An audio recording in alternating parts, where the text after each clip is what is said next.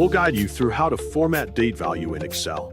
Quick disclaimer, you need to follow this step-by-step guide carefully, because skipping a single step will affect your final result. If this guide helpful, don't forget to like and subscribe. First, don't forget to comment if you still need our help or want to ask something, and we will reach you as soon as possible. Second, open Excel on your desktop and wait for the program to load completely. Once the worksheet appears, select any cells where you want to place the dates.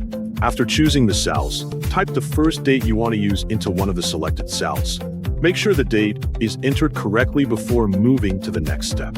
After that, click on the text containing the date so the cell becomes active. Then drag down using the small square at the bottom corner of the selected cell until you reach the amount of dates you want to create. Excel will automatically continue the date sequence for you. Next, click the small box that appears after dragging the dates. From there, you can choose options such as filling days, weekdays, or months depending on the format you need. After that, block all the dates you have created by clicking and dragging across the cells.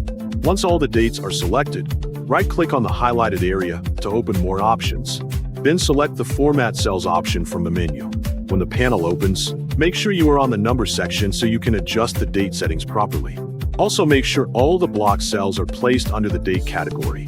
From here, you can select which type of date you want to use based on the available formats. You can also select which location or country date format you prefer to apply to the cells. At the top of the panel, you can see a sample showing how the selected date format will appear. Review the sample carefully to ensure it matches your preference.